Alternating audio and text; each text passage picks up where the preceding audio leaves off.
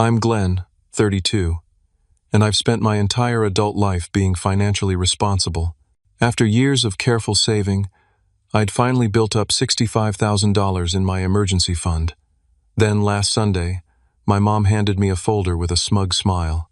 "I used your emergency fund to pay off Anthony's mortgage," she announced proudly. "You'll thank me later." I maintained my composure and simply replied, "If you think so." She had no idea what was coming next. Before I continue, let me know where you're watching from in the comments. Hit that like button and subscribe to see how I handled this family betrayal that changed everything. Growing up in Elmhurst, a quiet suburb just outside of Chicago, our family dynamic was clear from early on. My father worked as a construction foreman, putting in 60-hour weeks to provide for us. He was the one who taught me the value of financial responsibility. Save first, spend later, he would always say while helping me set up my first savings account when I was just 8 years old. Every birthday and Christmas, half of any money I received would go straight into that account. It wasn't always fun as a kid, but those lessons formed the foundation of who I became. My brother Anthony, 3 years older than me, somehow escaped these lessons entirely. While my father tried to instill the same values in him, my mother undermined these efforts at every turn. Anthony wanted the latest video game console. Mom would buy it, even when Dad said no. Anthony crashed his first car 6 months after getting his license. Mom convinced Dad to help buy another one. "Your brother just needs a little more support," she would tell me whenever I pointed out the double standard. "You're naturally more responsible." After high school, I pursued a finance degree at the University of Illinois. I worked part-time throughout college, applied for every scholarship possible, and graduated with minimal student debt. My summers were spent doing financial internships rather than traveling or partying. Meanwhile, Anthony dropped out of Northern Illinois University after 3 semesters, having spent more time at parties than in classes. My first job was an entry-level position at a financial services firm in downtown Chicago. I lived with 2 roommates in a cramped apartment and took the L to work every day to save on expenses. I brown-bagged my lunch, limited nights out with coworkers, and systematically paid off my student loans. By 27, I was completely debt-free and had been promoted twice. Anthony's career, if you could call it that, consisted of jumping between sales jobs, never staying anywhere longer than a year. Yet somehow he always drove newer cars than mine and lived in nicer apartments. When he turned 30, Mom helped him with a down payment on a house in Naperville, a beautiful 4-bedroom home he couldn't possibly afford on his commission-only income. "Your brother has a certain lifestyle to maintain," Mom explained when I questioned this decision. "Appearances matter in sales." 5 years ago, our family dynamics shifted dramatically when my father suffered a fatal heart attack. He was only 58. The loss devastated all of us, but it affected my mother and Anthony in unexpected ways. Dad had been the only one who ever said no to Anthony, and without that counterbalance, my mother's enabling tendencies went into overdrive. Dad had been smart enough to maintain a substantial life insurance policy, leaving my mother with $750,000. She asked me to help her manage this money, and I spent weekends setting up appropriate investments to ensure her financial security. I created a balanced portfolio that would provide income while preserving capital, explaining every decision so she would understand the reasoning. Within the first year after Dad's death, Mom had given Anthony nearly $100,000 for various emergencies, a term that seemed to cover everything from property taxes he hadn't budgeted for to an elaborate vacation to Hawaii because he needed to. Distress. Meanwhile, my own career continued to advance. I became a certified financial advisor and built a solid reputation with clients. Last year, I received a significant promotion and bonus, which allowed me to finally reach my goal of establishing a $65,000 emergency fund, 6 months of expenses, which is what I recommend to all my clients. I had recently purchased a comfortable 2-bedroom condo in Lincoln Park.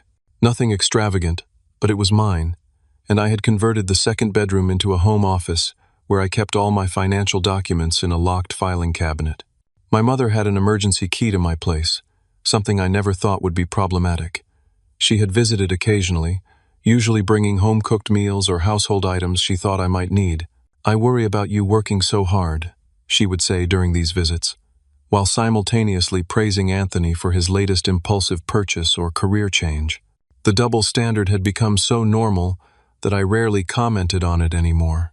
Despite the family dynamics, I maintained regular contact with both my mother and Anthony. Sunday dinners at Mom's house had become our tradition after Dad passed away. It was during one of these routine family gatherings that everything came crashing down. That fateful Sunday started like any other family dinner. I arrived at Mom's house around 4 in the afternoon, bringing a bottle of her favorite wine and a dessert from the bakery near my condo. I expected a quiet evening of catching up and enduring the usual subtle comparisons between my boring life and Anthony's exciting one. When I pulled into the driveway, I immediately noticed Anthony's brand new Lincoln Navigator parked in the spot where Dad used to park. The vehicle couldn't have been more than a few weeks old, still sporting temporary tags. This struck me as odd since just the previous month, Anthony had called me asking for advice because he was struggling to make his mortgage payments. "Business has been slow," he had claimed. "The commission structure changed, and I'm feeling the squeeze." I had suggested he look into refinancing options, or possibly downsize from the house that was clearly beyond his means. He had brushed off my advice, saying, "Things will pick up soon. They always do." Yet here he was with what had to be an $80,000 SUV sitting in the driveway. I tried to push away the familiar feeling of frustration as I rang the doorbell. Anthony himself opened the door, looking more relaxed than I'd seen him in months. "Little brother," he exclaimed, pulling me into a bear hug that smelled of expensive cologne. "Perfect timing. Mom just took the lasagna out of the oven." Throughout dinner, I couldn't help but notice the strange atmosphere. Anthony was unusually cheerful, making jokes and refilling wine glasses with enthusiasm. Mom kept giving him knowing glances, and both of them seemed to be sharing a secret that excluded me. "So how's the new job going?" I asked Anthony, genuinely curious about what could be financing the luxury vehicle outside. "Oh, same company, but things have really turned around," he said vaguely, exchanging another meaningful look with Mom. As we finished dessert, Mom suddenly stood up. "I have something for you, Glenn," she said, disappearing into her study. When she returned, she was holding a manila folder. "What's this?" I asked as she placed it in front of me.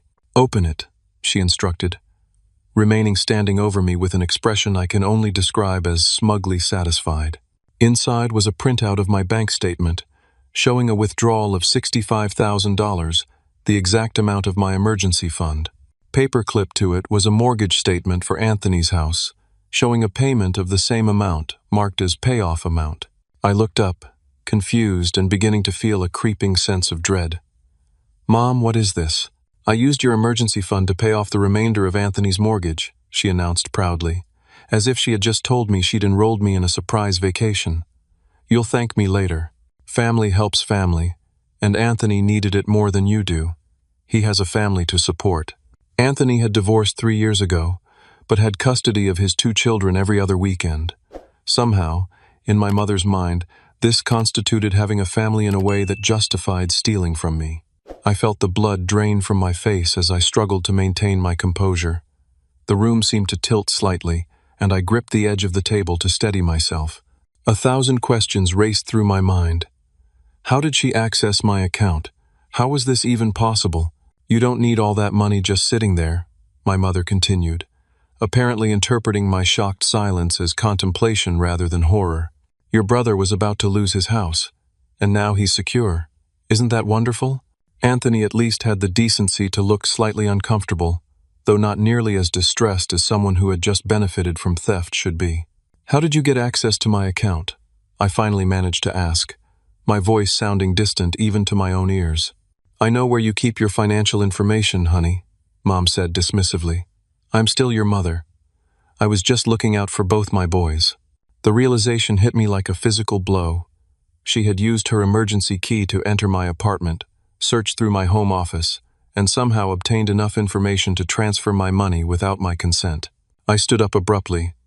"I need to use the bathroom," I mumbled, needing a moment alone to process what had just happened. Once inside the bathroom with the door locked, I pulled out my phone with shaking hands and logged into my banking app. There it was, a transfer made yesterday to an external account. $65,000 gone. My entire emergency fund. 5 years of disciplined saving wiped out in a single unauthorized transaction. I felt a panic attack building. My chest tightened, and my breathing became shallow as I leaned against the cool tile wall. I slid down until I was sitting on the floor, forcing myself to take deep breaths. Think, I whispered to myself. Just think. After a few minutes, I splashed cold water on my face and looked at myself in the mirror. I needed to appear calm until I could leave and address this properly. I returned to the dining room where Mom and Anthony were chatting casually, as if they hadn't just confessed to financial fraud. So? Mom asked expectantly. Aren't you going to say anything? I summoned every ounce of self-control I possessed and simply replied, If you think so. Her face fell slightly at my lack of gratitude or approval. Glenn, this is a good thing. Anthony's house is secure now. Family helps family. I need to head home, I said, gathering my jacket. I have an early meeting tomorrow. But we haven't had coffee yet, Mom protested. Another time, I said, already moving toward the door. Thanks for dinner. I could feel their eyes on me as I left, confused by my muted reaction. They had expected either grateful acceptance or an immediate angry confrontation. My composed departure had clearly not been in their script. As soon as I got into my car, I knew exactly what I needed to do. The 20-minute drive from my mother's house to my condo passed in a blur of churning emotions and racing thoughts. The radio remained off as I processed what had just happened and formulated my plan of action. The betrayal cut deep. Not just the theft itself, but the casual way it had been presented, as if I should be happy about it. Memories flashed through my mind. Staying up late helping Mom understand investment statements after Dad died, showing her how to use online banking, explaining the importance of maintaining good credit scores. All that time spent trying to help her become financially literate, and she had used that knowledge to steal from me. As I pulled into my parking space, a horrifying thought struck me. If she had been in my home office looking through my financial documents, what else might she have accessed? What else might she feel entitled to redistribute in the name of family? Once inside my condo, I went straight to my home office. The filing cabinet appeared untouched, but when I opened the drawer containing my bank statements and account information, I could tell someone had been through it. The folders were arranged slightly differently than my usual meticulous organization system. On my desk, I noticed something else. My checkbook had been moved from its usual spot in the top drawer to sitting on the desktop, partially hidden under some mail. I rarely used checks anymore, but kept them for certain bills. Flipping through the register, I saw nothing unusual, but the fact that it had been moved confirmed my suspicions about how she had gathered my account information. Without hesitation, I picked up my phone and dialed the 24-hour fraud line for my bank. After navigating through several automated prompts, I finally reached a representative. Thank you for calling Capital Union Bank Fraud Services. This is Jennifer speaking. How can I help you tonight? My name is Glenn Thompson, I began, trying to keep my voice steady.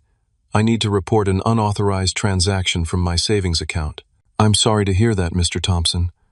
I'd be happy to help you with this issue. Can you verify the last 4 digits of your Social Security number and your address for security purposes? After completing the verification process, I explained the situation as clearly and factually as possible. Yesterday, someone transferred $65,000 from my savings account without my authorization. I just discovered this a few hours ago. I see the transaction you're referring to, Jennifer confirmed after a brief pause. This was quite a large transfer. Do you know who might have made this transaction? This was the difficult part. Yes, my mother.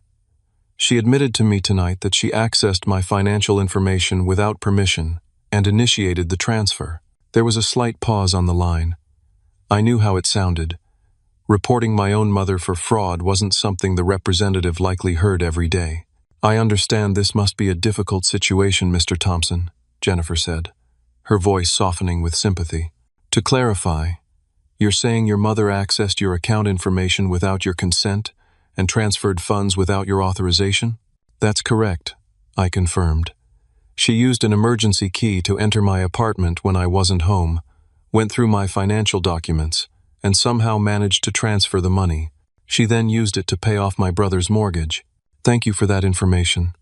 I'm going to flag this as a fraudulent transaction right away, Jennifer assured me. Given the circumstances and the amount involved, we'll need to open an investigation. The good news is that since the transaction was recent, we have a good chance of reversing it, especially with your clear statement that it was unauthorized. What do I need to do next? I asked. I'm sending a fraud claim form to your email right now. Please fill it out with as much detail as possible and submit it as soon as you can.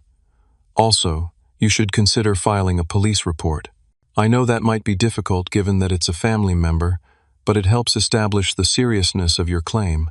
I hesitated at the mention of a police report. Despite everything, the thought of potentially getting my mother arrested gave me pause. Jennifer seemed to sense my hesitation. The police report is recommended, but not absolutely required in your case, since you've identified the person and have their admission. However, you should be aware that without it, the investigation might take longer. I understand, I replied. I'll complete the fraud claim form tonight. One more thing, Mr. Thompson. I strongly recommend that you change all your passwords, request new bank cards, and consider opening new accounts.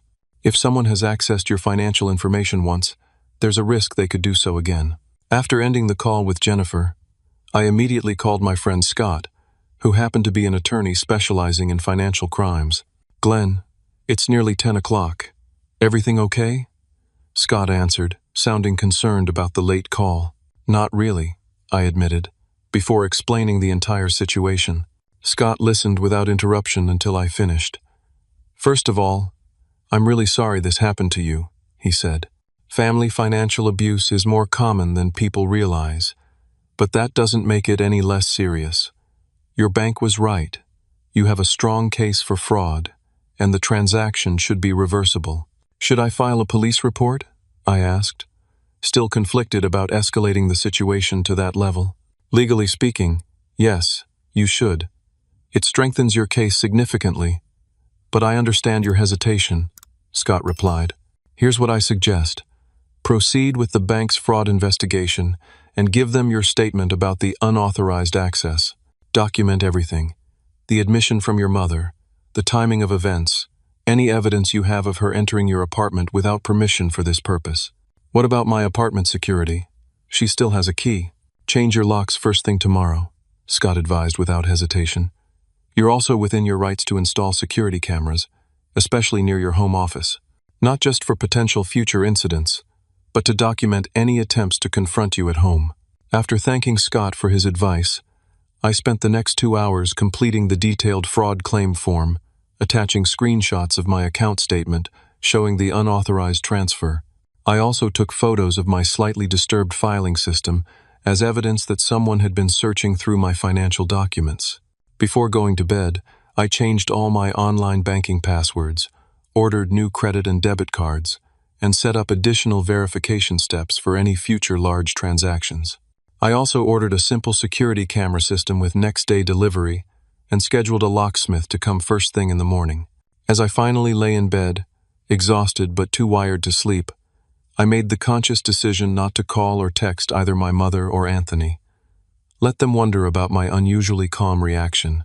The bank would be making contact soon enough, and I wanted to be strategic rather than emotional about what would inevitably become a major family conflict.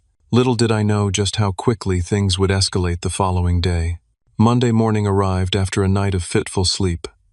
I called my office first thing and requested a personal day, explaining to my manager that I had an urgent family situation to handle. Having never taken unexpected time off before, my request was granted without question. The locksmith arrived at 8:30 and changed all the locks, providing me with new keys and a sense of security I hadn't realized I was missing. By 9, I had installed the simple security camera system I'd ordered for overnight delivery, positioning one camera to monitor my front door and another facing my home office. At 10:12, my phone rang. It was the fraud department from my bank calling with an update. Mr. Thompson, this is Michael from Capital Union Bank Fraud Investigations. I'm following up on the claim you filed last night. Yes, thank you for calling, I replied, feeling a knot of tension in my stomach. I wanted to let you know that we've completed our initial review of your case.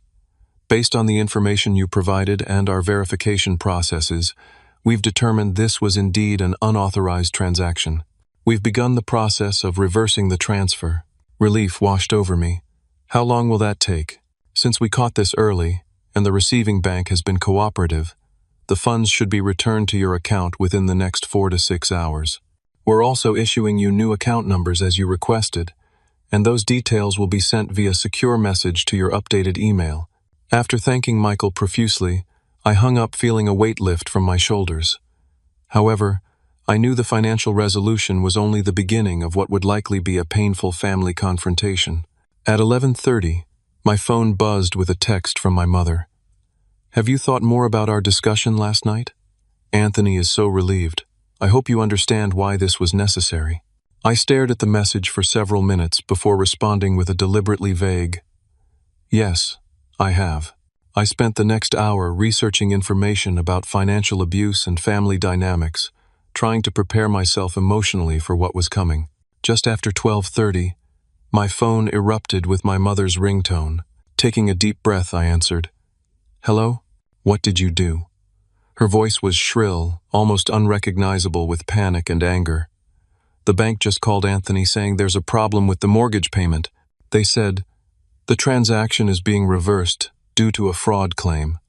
Did you report me to the bank? Despite having anticipated this call, the reality of her indignation still shocked me. There was no recognition that she had done anything wrong, only outrage that I had taken steps to recover my money. I didn't authorize that transfer, I stated calmly.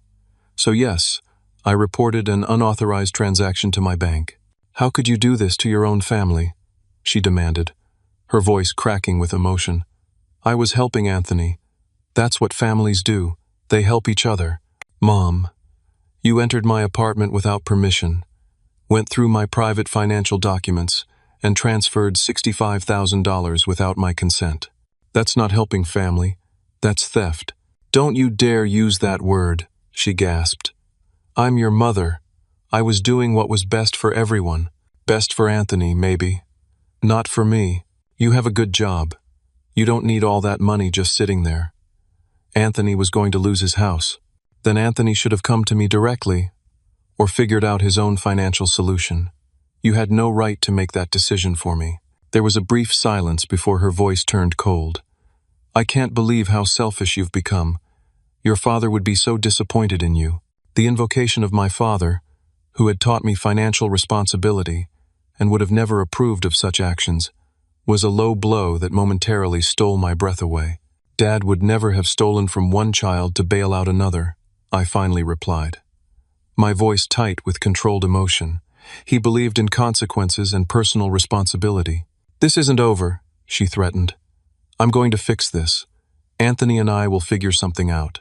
I've already fixed it, I stated firmly.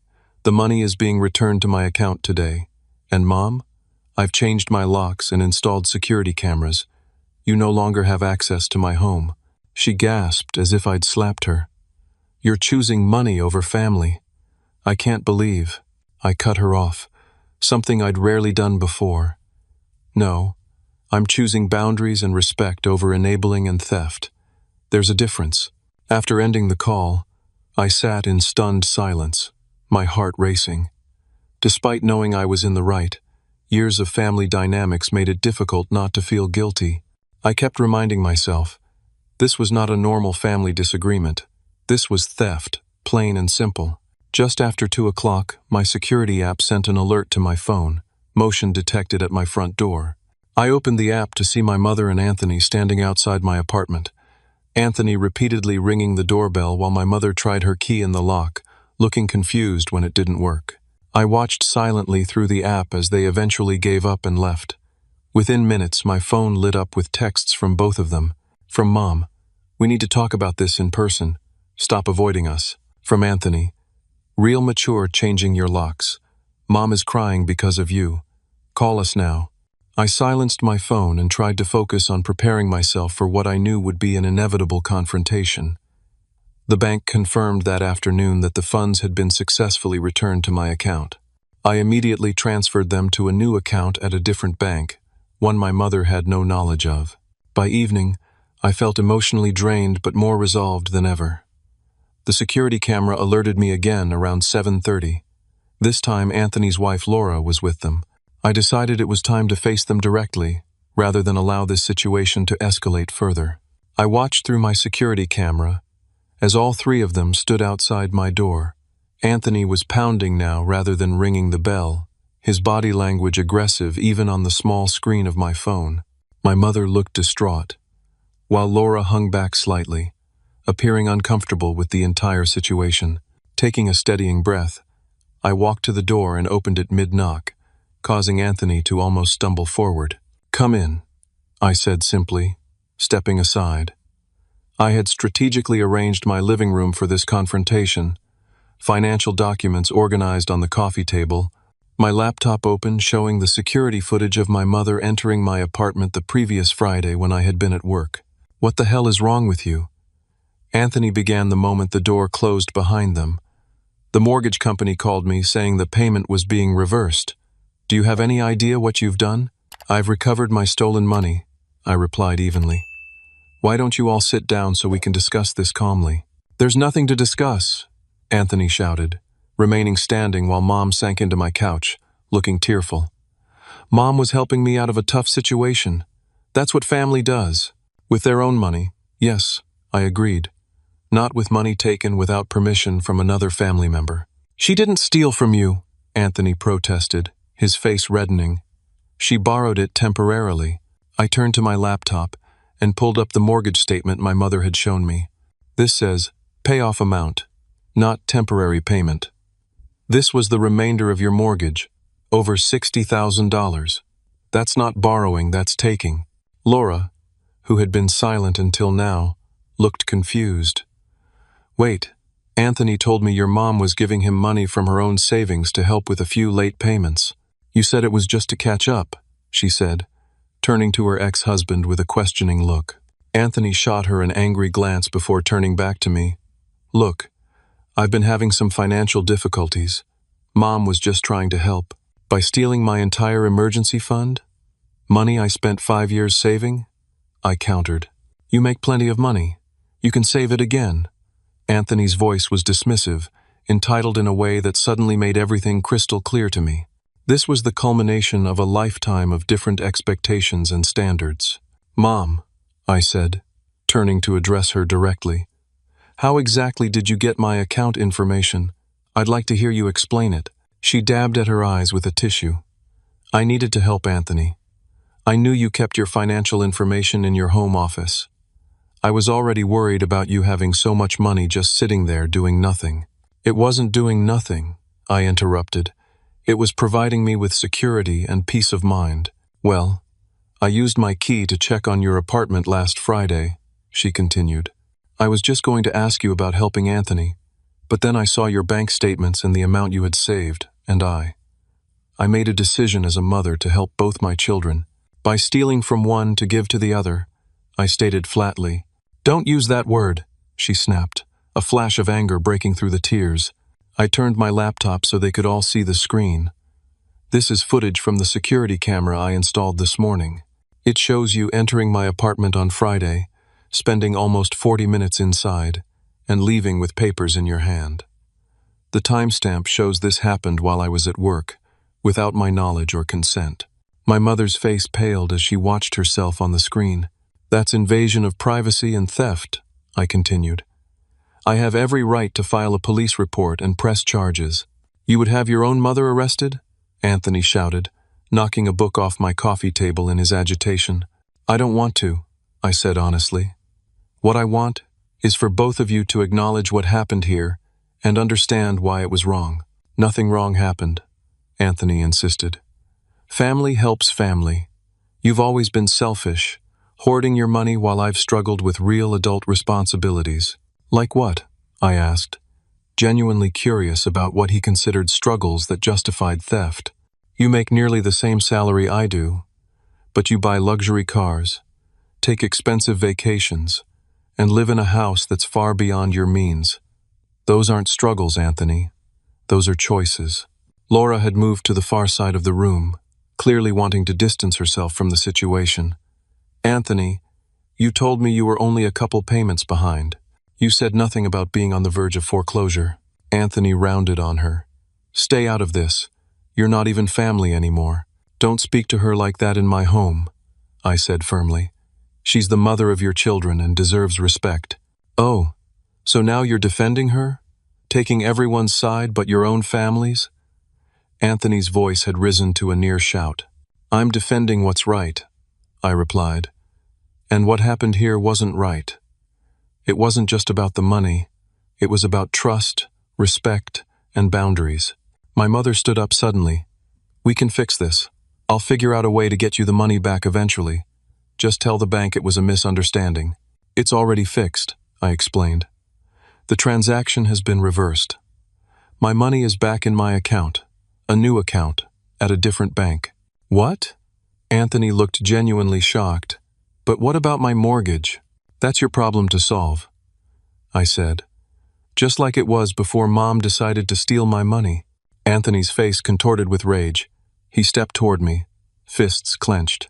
You smug, self-righteous. Anthony, Laura interrupted sharply. Stop it right now.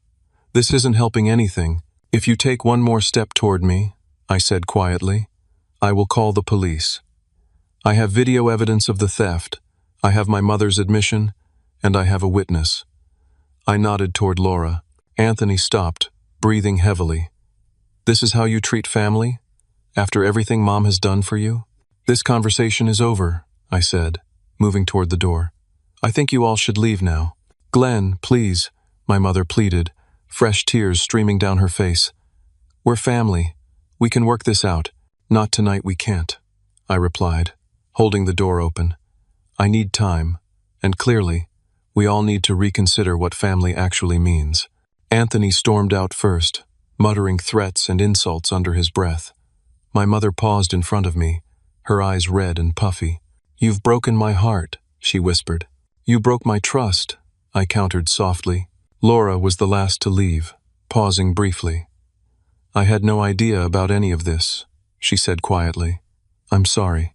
After closing and locking the door behind them, I leaned against it and finally let my emotions surface. The carefully maintained composure I'd held throughout the confrontation crumbled, and I slid down to sit on the floor, tears streaming down my face. The sense of betrayal was overwhelming. These were the people who were supposed to love me unconditionally, yet they had violated my space, stolen from me, and then acted as if I was the villain for reclaiming what was rightfully mine. Once I had collected myself, I called Scott. How did it go? He asked after I explained the confrontation. About as well as could be expected, I replied wearily. They still don't think they did anything wrong. That's unfortunately common in these situations, Scott said. Listen, why don't you come stay at my place tonight? You sound exhausted, and a change of scene might help. The offer was tempting, but I shook my head even though he couldn't see me. Thanks, but I need to stay here. I need to reclaim my space and feel secure in my own home again. I understand, Scott replied. Call me anytime, day or night, if you need anything. And Glenn, you did the right thing. Don't let them convince you otherwise. After we hung up, I sat in the silence of my apartment, beginning the difficult process of rebuilding my sense of safety and coming to terms with the new reality of my family relationships. The week following the confrontation was one of the most emotionally challenging periods of my life. Each morning, I woke up hoping it had all been a bad dream, only to remember the harsh reality of what had transpired. Going to work provided some semblance of normalcy, but concentrating on clients' financial needs while my own family situation was in shambles proved nearly impossible. On Wednesday morning, I received a call from a number I didn't recognize. It turned out to be someone from Anthony's mortgage company. Mr. Thompson, I'm calling regarding a recent transaction involving your brother, Anthony Thompson's mortgage, the representative explained. We received a payment of $65,000 last Friday, which has since been reversed due to a fraud claim. I wanted to verify if you were aware of this situation. Yes, I am, I confirmed. That payment was made using funds taken from my account without authorization. I filed a fraud claim with my bank, which is why the transaction was reversed. There was a pause on the line. I see. Well, in that case, I should inform you that your brother's account is currently 3 months behind on payments. With the reversal of this transaction, the property may be subject to foreclosure proceedings if the arrears aren't addressed promptly. This was news to me. Anthony had only mentioned being a month behind, not 3. The situation was clearly worse than he had admitted. I understand, I replied. But this is a matter my brother will need to resolve himself. By Thursday, I began receiving calls and texts from extended family members. Apparently, my mother had launched a campaign to rally support against me, painting herself as a caring mother who had only tried to help her struggling son while portraying me as selfish and heartless. My Aunt Carol, my mother's sister, left a scathing voicemail. "Glenn, I can't believe you would do this to your own mother. After everything she sacrificed for you, this is how you repay her? By humiliating her and putting your brother at risk of losing his home? You need to make this right." On the other hand, my father's brother, Uncle Jack, called with a completely different perspective. "Glenn, I just got off the phone with your mother," he began. "She gave me her version of events, but something didn't add up. I wanted to hear your side before forming any opinions." I explained the situation in detail, including the unauthorized access to my apartment and accounts. "That sounds like something your mother would do," Uncle Jack sighed. "She's always favored Anthony and made excuses for him. Your dad used to talk to me about it. He was worried about the pattern but never found a way to break it." Uncle Jack's support meant more than I could express. "I feel like I'm the villain in their story," I admitted. "You're not," he assured me. "What they did was wrong on every level. Standing up for yourself doesn't make you the bad guy. Your father would be proud of you." By Friday, I'd learned from Uncle Jack that my mother was facing financial problems of her own. In her determination to save Anthony's house, she had apparently promised him the money before she had actually secured it, assuring him she would figure it out. When she discovered the size of my emergency fund, she saw it as the solution to a promise she couldn't otherwise fulfill. "She's been giving Anthony money regularly for years," Uncle Jack explained. "Your dad had put limits on how much she could give him, but with your father gone, well, there's been no restraint. I suspect she's depleted a significant portion of the life insurance money already." The revelation wasn't entirely surprising, but it was disappointing. My careful financial planning for my mother had been undermined by her own enabling behavior. On Saturday morning, my doorbell rang. Through the security camera, I saw Laura standing alone outside my apartment. After a moment's hesitation, I buzzed her in. "I'm sorry to show up unannounced," she said when I opened the door, "but I felt I needed to talk to you directly." I invited her in, offering coffee which she gratefully accepted. "I want you to know that I had no idea about any of this until I was standing in your living room hearing it all unfold," she began, cradling the mug in her hands. "Anthony told me your mom was helping with a few missed mortgage payments from her own savings. If I had known the truth—" "I believe you," I assured her. "You looked genuinely shocked that night." She nodded, staring into her coffee. "There's something else you should know. Something I've been trying to get Anthony to address for years, even after our divorce." She took a deep breath. "Anthony has a gambling problem. It started small, sports betting, fantasy leagues. But over the past few years, it's escalated to online poker, casino trips, even day trading that's more gambling than investing." The revelation hit me like a physical blow, yet somehow also made perfect sense. It explained the constant financial crises, the mysterious cash shortages, despite a good income, the desperation that would lead to accepting stolen money. "Does my mother know?" I asked. "I don't think so," Laura replied. "Anthony is very good at hiding it, and your mother, well, she's always been ready to believe whatever explanation makes him the victim of circumstances rather than his own choices." After Laura left, I spent hours reflecting on this new information. While it helped explain Anthony's behavior, it didn't excuse my mother's actions or justify the theft. If anything, it made her enabling more destructive, allowing Anthony to avoid facing the real problem. Despite being the wronged party, I found myself struggling with guilt. Had I been too harsh? Should I have been more understanding? A session with my therapist on Monday helped clarify my thoughts. What you're experiencing is the result of long-established family dynamics, Dr. Palmer explained. You've been conditioned to put others' needs before your own, especially Anthony's. Standing up for yourself feels wrong because it contradicts that conditioning. So what do I do now? I asked. Maintain your boundaries, she advised.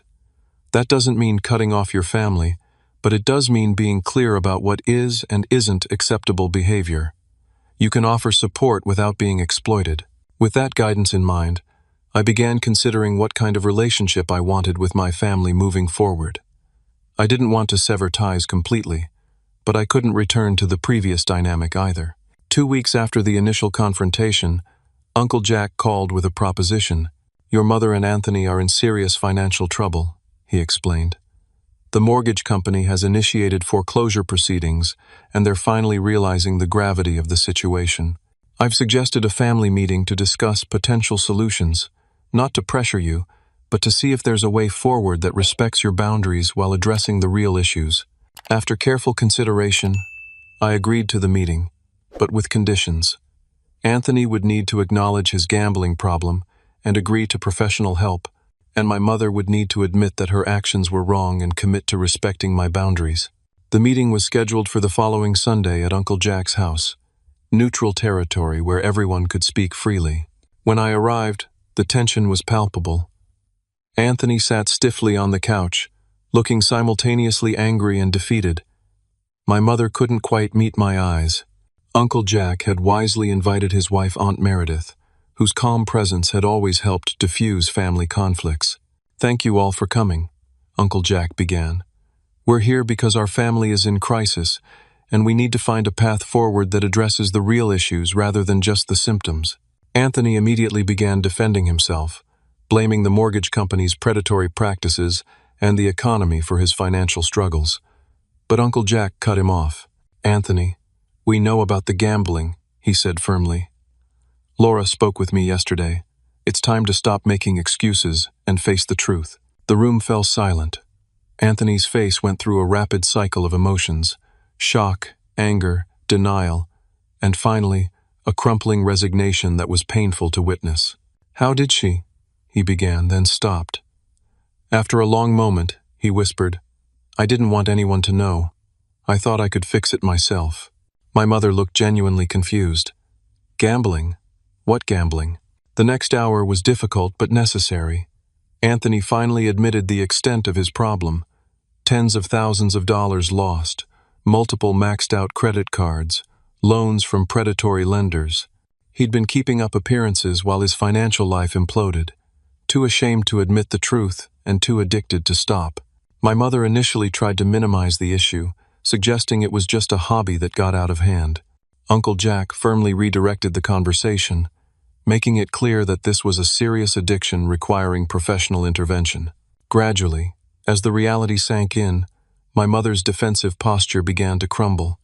She looked older and more vulnerable than I'd ever seen her, as she finally turned to me. I was wrong, she admitted quietly. I was so focused on helping Anthony that I didn't consider what I was doing to you. I violated your trust and your space. I'm sorry, Glenn. Truly sorry. The apology wasn't perfect, but it was a start. The first acknowledgement that her actions had been harmful rather than helpful. What happens now? Anthony asked, sounding lost. Now we deal with reality, I replied. All of it, not just the parts we want to see. 6 months after that pivotal family meeting, much had changed in all our lives. I had moved to a new apartment in a secure building with 24-hour doorman service. Not just because of what happened with my family, but because the incident had made me realize how vulnerable I'd been. My new place was actually closer to my office, and offered amenities my old condo hadn't, so in some ways, the forced change had been positive. My emergency fund had been fully restored, now housed in a different bank, with additional security measures in place. I'd also revised my entire approach to financial documentation, keeping sensitive information in a small home safe and utilizing encrypted digital storage for backups. The relationship with my family had evolved into something I would describe as cautiously optimistic. We maintained contact but with clearly established boundaries. Sunday dinners were no longer a weekly obligation, but happened about once a month, usually at Uncle Jack's house where the neutral territory helped everyone stay on their best behavior. Anthony had initially resisted the idea of treatment for his gambling addiction, insisting he could handle it on his own. But faced with the impending foreclosure of his house and the potential loss of visitation rights with his children, Laura had threatened legal action if he didn't get help. He finally agreed to enter a recovery program. The process hadn't been smooth. He'd had several relapses in the early months, but he was now actively participating in Gamblers Anonymous and working with a therapist who specialized in addiction. He'd had to sell his house and luxury car, moving into a modest apartment that better matched his actual financial situation. My mother had perhaps faced the most difficult adjustment. For decades, her identity had been wrapped up in being the maternal rescuer, the one who could fix any problem for her children, especially Anthony. Being forced to recognize how her enabling had contributed to his problems rather than solving them had shaken her to her core. At Uncle Jack's suggestion, she had started seeing a therapist of her own to address these patterns.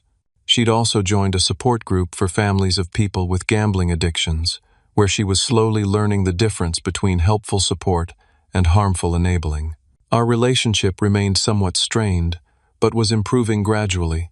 The first time she asked permission before stopping by my new apartment, rather than assuming her maternal status granted automatic access, represented a significant step forward in respecting boundaries. Uncle Jack had emerged as an unexpected father figure in my life. His straight-talking wisdom and unwavering support had been crucial during the most difficult days of the family crisis. We now met regularly for lunch or golf, conversations that often centered around memories of my father and the values he had tried to instill in both his sons. Professionally, the experience had actually enhanced my work as a financial advisor. I now had a deeper, more personal understanding of family financial dynamics and the emotional aspects of money management. Several of my clients had commented on my increased empathy when helping them navigate complex family financial situations. I'd even developed a seminar on financial boundaries in family relationships that had become quite popular among my firm's clients. Without sharing the specific details of my personal experience, I was able to draw on the lessons I'd learned to help others establish healthy financial boundaries with loved ones. One unexpected outcome was my closer relationship with Laura, and by extension, my niece and nephew. With Anthony focused on his recovery, I had stepped up as a supportive uncle, taking the kids to baseball games and science museums on weekends when Laura needed a break. These innocent relationships, untainted by the complications of adult financial entanglements, had become a source of genuine joy in my life.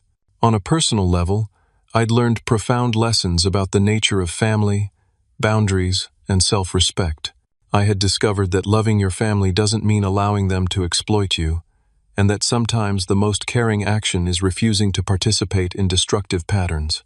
The most difficult lesson had been accepting that I couldn't control how others perceived my actions.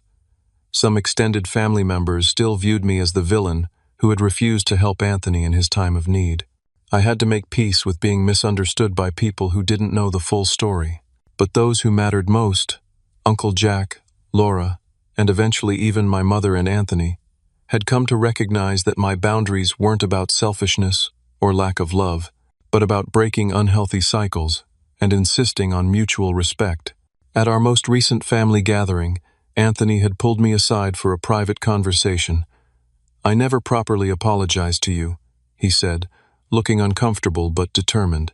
"I was so caught up in my own problems that I couldn't see how wrong it was to take your money. I'm sorry, Glenn. Not just for the money, but for years of, I don't know, expecting you to always be the responsible one while I did whatever I wanted."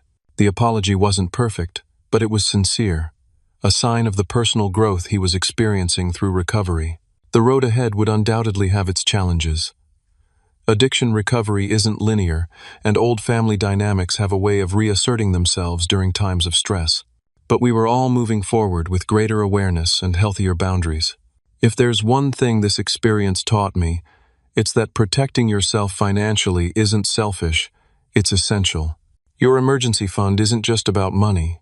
It's about security, peace of mind, and the freedom to make choices based on what's right rather than what's expedient. Family relationships should be built on mutual respect and support, not exploitation and enablement. Sometimes the most loving thing you can do for someone is to refuse to shield them from the consequences of their actions, allowing them to grow through challenging experiences rather than remaining trapped in destructive patterns. True financial independence isn't just about having money in the bank. It's about having the courage to establish and maintain boundaries, even when doing so is difficult and painful. Have you ever had to establish difficult boundaries with family members over financial issues? How did you handle it? Let me know in the comments below. If this story resonated with you, please hit the like button and subscribe to hear more stories about navigating complex family dynamics. Share this with someone who might be struggling with similar issues. Sometimes knowing you're not alone in these challenges can make all the difference. Thank you for listening to my journey. And remember, protecting your financial well-being isn't selfish, it's self-respect.